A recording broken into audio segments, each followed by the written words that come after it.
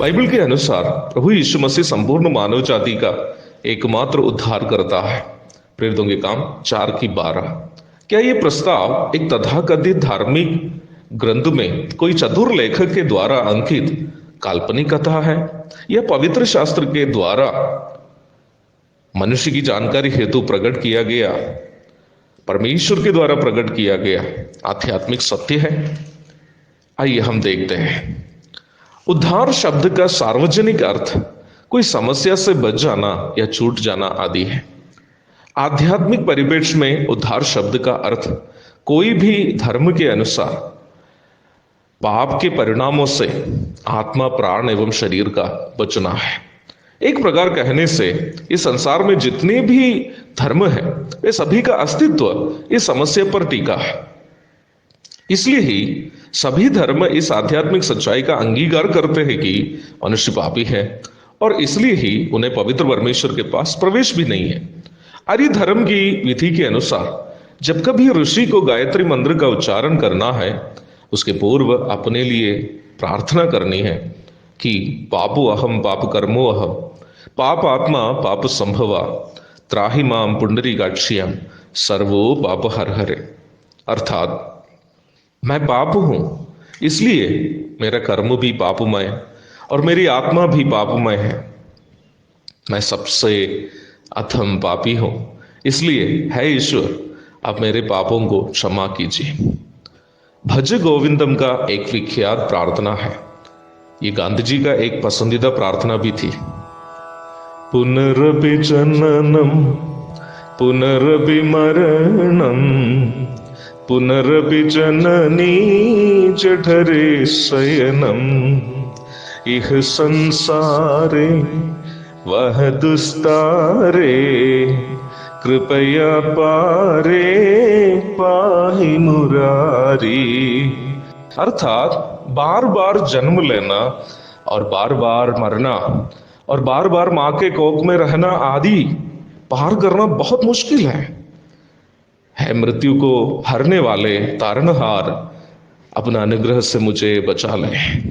दुनिया के कोई भी धर्म या मजहब को ले, सभी धर्म ये सच्चाई का अंगीकार करते हैं कि मनुष्य पापी है, इसलिए वो मृत्यु के अधीन है।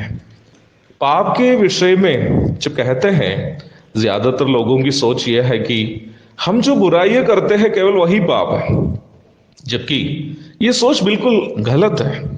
इस्राएल का दूसरा राजा और एक बड़ा भक्त मनुष्य महान दाऊद अपना एक प्रार्थना भजन में गाता है, देख मैं अधर्म के साथ उत्पन्न हुआ और पाप के साथ अपनी माता के गर्भ में बढ़ा।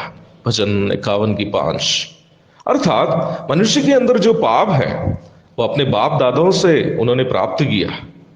बाप दादाओं का पाप का बोझ एक मनुष्य के अंदर तभी आता है जब वह अपनी मां के कोख में एक भ्रूण के रूप में उत्पन्न होता है। शाम के ढसने पर जहर इसलिए नहीं निकलता है क्योंकि वो अचानक हमें ढसा, बल्कि ढसने के समय जहर उगलना उसका जन्म के समय उसके माता पिता से प्राप्त उसका स्वभाव है। जहर उस समय से उसके अंदर में है जब वो जन्म लिया, इसलिए वो जब ढसता है तो उसके दांतों से जहर निकलता है। वैसे ही मनुष्य के कर्म बुराई में तब्दील इसलिए हो जाता है क्योंकि मनुष्य माँ बाप से प्राप्त पाप के साथ जन्म लेता है। बाइबल के नया नियम की परिप्रेक्ष्य में पाप की परिभाषा और भी भयानक है। नया नियम की मूल भाषा यूनानी में पाप के लिए इस्तेमाल किया गया शब्द हमार्टिया है, जिसका अर्थ लक्ष्य के पूर्व चूक जाना है। अर्थात मनुष्य के यहां तक सत्कर्म भी यदि उस सत्कर्म का स्तर परमेश्वर के पवित्र स्वभावों के स्तर तक नहीं पहुंचता हो तो उन सत्कर्म भी परमेश्वर की नजरों में पाप है। इसका मतलब मनुष्य करने वाला हर एक काम, चाहे वो हमारे नजरों में सत्कर्म भी क्यों ना हो, परमेश्वर के नजरों में पाप ही है। ऐसी स्थिति में हम मनुष्य पाप से और उसका भयानक परिणाम अनंतकालीन मृत्यु से कैसे बचेंगे? तर्तरीय आरण्यकम उपनिषद कहती है, सर्वो पाप परिहारो रक्तम प्रोषणम आवश्यम ताड़ रक्तम परमात्मेना पुण्यदानम बलियागम। अर्थात पाप से मुक्ति पाने के लिए खून बहाना जरूरी है, वो खून परमात्मा को ही स्वयं बहाना है। लहू बहाकर खुदा को खुश करने के लिए अपना बेटा को कुर्बान करने की कोशिश करने वाला नबी इब्राहिम की कहानी कुरान में आप देख सकते हैं। परंतु इब्राहिम के बेटे के गले में चाकू घुसने के पूर्व खुदा ने इब्राहिम को आसमान से पुकारा और कहा, इब्राहिम इब्राहिम, बालक पर हाथ नहीं रखना, पीछे की ओर मोड़कर देखना, मैं तुम्हारे लिए एक मेढ़ा को तैयार किया। इब्राहिम पीछे की ओर मोड़कर देखा तो खुदा वहां एक मेढ़ा को इब्राहिम के लिए उपलब्ध कराया था। पाप क्षमा के लिए जानवरों को बलि करने की प्रथा न केवल आर्य धर्म और इस्लाम में है, बल्कि दुनिया के सभी प्राचीन धर्मों में होती थी। परंतु लोग इस बात से जाने अनजाने अनजान रह गए कि खुदा परमेश्वर के द्वारा दिखाया गया मेढ़ा एक प्रतीक था। It was a symbol. ईस्वी पूर्व 700 के लगभग में इस्राएल के धार्मिक गुरु नबी यशायाह ऊंची आवाज से पुकार कर कहा, इस कारण प्रभु आप ही तुमको एक चिन्ह देगा, सुनो, एक कुमारी गर्भवती होगी और पुत्र जनेगी और उसका नाम इमानुएल अथवा परमेश्वर हमारे साथ रखेगी। यशायाह 7:14। वो आगे कहता है, क्योंकि हमारे लिए एक बालक उत्पन्न हुआ, हमें एक पुत्र दिया गया है। यशायाह 9:6। कुंवारी के द्वारा पिता के बिना परमेश्वर के आत्मा की ताकत से पैदाइश, इस बालक कौन है? दुनिया के इतिहास में कुमारी के द्वारा पाप के बिना पैदाइश एक ही व्यक्ति है, वो प्रभु यीशु मसीह है। अखिल चराचर के निर्माता परमपिता परमेश्वर जब मानव रूप धारण किया, उन्होंने कुमारी के द्वारा जगत में आया। वो है प्रभु यीशु मसीह, मैं प्रचार करने वाला मेरा प्रभु यीशु मसीह। इस्राएल के यरदन नदी के किनारे से धीरे धीरे चलकर जाने वाले प्रभु यीशु को देखकर इस्राएल राष्ट्र के अंतिम नबी यूहन्ना बपतिस्मा देने वाला जोर से पुकार कर लोगों से कहा, देखो ये परमेश्वर का मेमना है जो जगत का पाप उठा ले जाता है।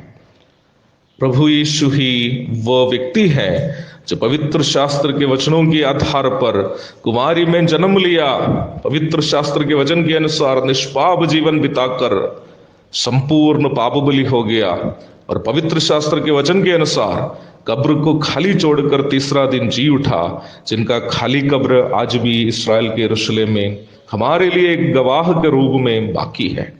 इन तीनों योग्यता, कुमारी में जन्म लेना, निष्पाप जीवन बिताकर बलि हो जाना और मरने के बाद तीसरा दिन जी उठना, इन तीनों योग्यता आप कोई अन्य व्यक्ति में देखते हैं तो आप उन्हें उद्धारकर्ता के रूप में मान सकते हैं।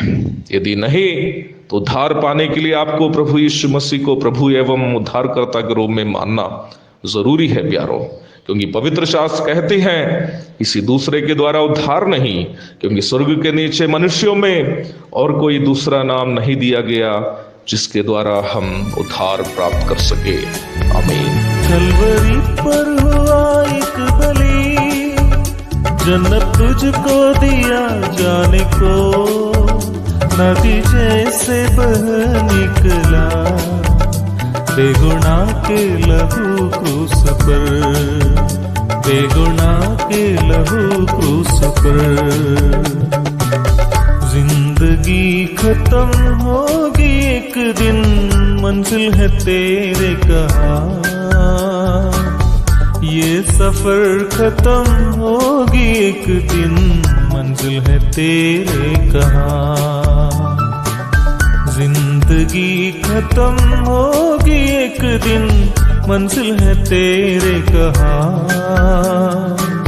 ये सफर खत्म होगी एक दिन, मंजिल है तेरे कहाँ।